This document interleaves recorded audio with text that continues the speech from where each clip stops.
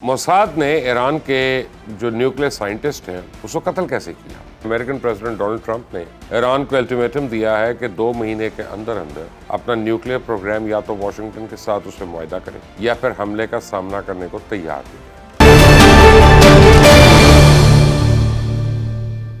बिस्मिल्लाहिर्रहमानिर्रहीम।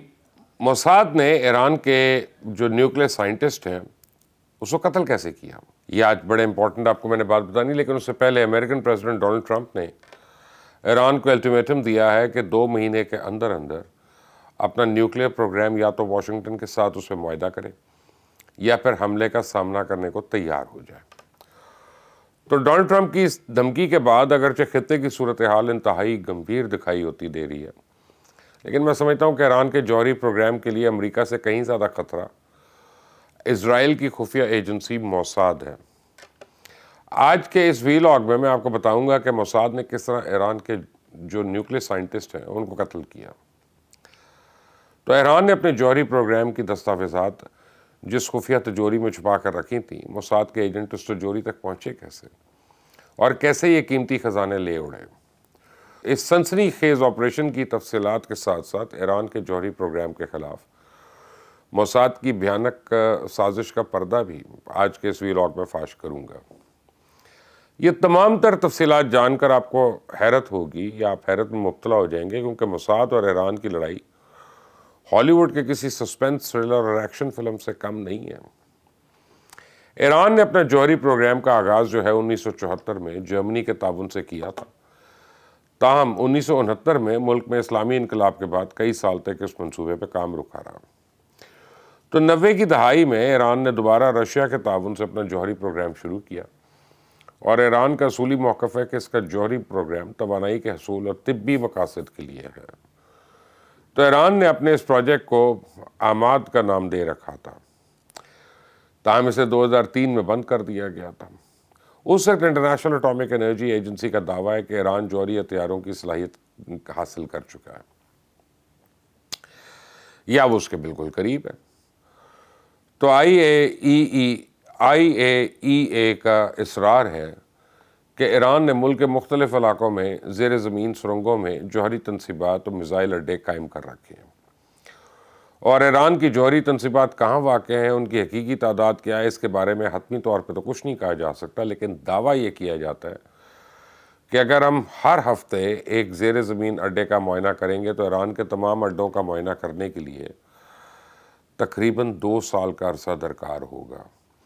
अब यही वो गैर मुसद्दक़ा दावे हैं जिनकी वजह से गाज़ा, हमास और हिज़्बुल्लाह को तबाह करने के बावजूद इजराइल की नींदें आज भी उड़ी हुई हैं। ऐसी बेबुनियाद के आसराइयों के सबब ईरान का जौहरी प्रोग्राम पहले दिन से आलमी पाबंदियों और इजराइल के हमलों की जद में है। तो सबसे पहले बात करते हैं कि मोसाद ने खुफिया तिजोरियों में रखे ईरान के जौहरी प्रोग्राम के नक्शे और दीगर अहम दस्तावेज़ात किस तरह से चुराईं। तो मोसाद के इस हमले का इंकशाफ मोसाद के साबिक सरबराह यूसी कोहन ने अपने एक इंटरव्यू में किया। यूसी कोहन के मुताबिक इस ऑपरेशन की मनसूबाबंदी 2017 के आखिर में उस वक्त शुरू की गई जब ईरान में मौजूद मोसाद के एजेंट्स ने इतला दी कि ईरान के एटमी प्रोग्राम के आर्काइव्स तेहरान के मज़ाफ़ाती इलाके अंबार में वाक़ गोदाम में मुंतकिल कर दिए गए हैं। मोसाद ने वो इलाका जहाँ मज़कूरा गोदाम वाक़ था इसका मुकम्मल नक्शा तैयार किया और फिर हूबहू इस जैसा एक इलाका इजराइल में तामीर किया गया। यूँ एक मुकम्मल बिल्डिंग प्लान तैयार हुआ जहाँ मोसाद के एजेंट 6 महीने तक इन खुफिया दस्तावेज़ात को चुराने की एक्सरसाइज करते रहे। तो इस अरसे में मोसाद ने इस कंपनी का खोज भी लगा लिया जिसने वो तिजोरियाँ ईरान को फराहम की थीं, जिसमें एटमी प्रोग्राम के नक्शे और मालूमात महफूज की गई थीं। तो मोसाद ने यूरोप में एक जाली कंपनी रजिस्टर्ड करवाई और इसके ज़रिए मज़कूरा कंपनी से 2.5 मीटर चौड़ी वैसी ही 2 तिजोरियाँ यूरोप मंगवाईं और इन्हें बाद में इजराइल लाया गया। मोसाद ने इन तिजोरियों का बारीक बीनी से मुतालिया किया और बहुत जल्द ये पता लगा लिया कि इस तिजोरी को 3500 डिग्री दर्जा हरारत देने वाले किसी आले की मदद से सिर्फ 7 मिनट में खोला जा सकता है। आखिर एक रोज़ मोसाद के एजेंट्स ने अंबार के इलाके में खुफिया गोदाम पर हमला किया और 7 घंटे से भी कम वक्त में वो तिजोरियाँ तोड़कर तमाम दस्तावेज़ात ले उड़े। इन दस्तावेज़ात को बाद बज़रिया आज़रबाईजान इजराइल मुंतकिल किया गया اور موساد کی جاسوسی کی صلاحیت کا اندازہ آپ اس بات سے کر سکتے ہیں کہ ایران کے اس علاقے میں واقع مختلف گوداموں میں اس جیسی کئی تجوریاں پڑی ہوئی تھیں، لیکن موساد کے ایجنٹس نے صرف ان تجوریوں کو توڑا جن میں زیادہ اہم دستاویزات جو تھیں یا کرٹیکل جو ڈاکیومنٹس تھیں وہ محفوظ کی گئی تھیں، سیف رکھی گئی تھیں۔ یہ تو تھی اس صہیونی ریاست کی جانب سے ایک اسلامی ملک کے ایٹمی راز چرانے کی داستان۔ اب میں آپ کو بتاتا ہوں کہ موساد کے ایجنٹس کے ہاتھوں ایران کے جوہری سائنسدانوں کی قتل کی تفصیلات، جو اس سے کہیں زیادہ لرزہ خیز اور سفاکانہ ہے۔ جنوری 2010 میں موساد کے ایجنٹس نے ایران کے جوہری پروگرام کے ایک مشیر مسعود علی محمدی کے قتل کی سازش رچائی۔ اسرائیلی ایجنٹس نے مسعود علی محمدی کے گھر کے باہر بارود سے بھری ایک موٹر سائیکل کھڑی کی۔ مسعود جو ہی دفتر جانے کے لیے گھر کے باہر کھڑی اپنی کار کے نزدیک آئے تو موٹر سائیکل جو تھی ایک دھماکے سے تباہ ہو گئی، جس سے وہ موقع پہ ہی جاں بحق ہو گئے۔ تو اسی طرح موساد کے ایجنٹس نے 2011 میں ایران کے تناطر جوہری مرکز کے ڈپٹی ڈائریکٹر کو بھی قتل کیا۔ اب نیو یارک ٹائمز کی رپورٹ کے مطابق مصطفیٰ احمدی اپنی گاڑی میں کہیں جا رہے تھے کہ ان کے قریب سے گزرنے والی ایک موٹر سائیکل سوار نے گاڑی کی پچھلی ونڈ شیلڈ پہ ایک مقناطیسی بم نصب کر دیا۔ چند سیکنڈ بعد وہ آلہ زوردار دھماکے سے پھٹ گیا، جس سے 45 سالہ مصطفیٰ احمدی روشن جو تھے وہ موقع پہ ہی جاں بحق ہو گئے، جبکہ ان کی اہلیہ شدید زخمی ہو گئی۔ اب ایران کے جوہری پروگرام کے معمار فخری زادہ کا قتل بھی اسی سلسلے کی ایک کڑی ہے۔ Organisation of defensive invasion and research کے سربراہ تھے، وہ پہلے دن سے ایران کے جوہری پروگرام کے لیے کام کر رہے تھے، تاہم ایران نے ان کی شناخت کو انتہائی خفیہ رکھا ہوا تھا، حتیٰ کہ لوگوں کو ان کی تاریخ پیدائش اور جائے پیدائش کے بارے میں بھی کچھ معلوم نہیں تھا۔ تو فخری زادہ کی تصویر اور دیگر تفصیلات ان کی موت کے بعد جاری کی گئی تھیں۔ ایران کی تمام تر احتیاط کے باوجود موساد نے نہ صرف فخری زادہ کو شناخت کر لیا بلکہ ایک لمبا عرصہ تک ان کی نگرانی بھی کی جاتی رہی، اور اس دوران ان پر 2 مرتبہ قاتلانہ حملے کی منصوبہ بندی بھی کی گئی، لیکن ناکامی کے خوف سے موساد نے دونوں دفعہ عین وقت پہ منصوبے پہ عمل درآمد روک دیا۔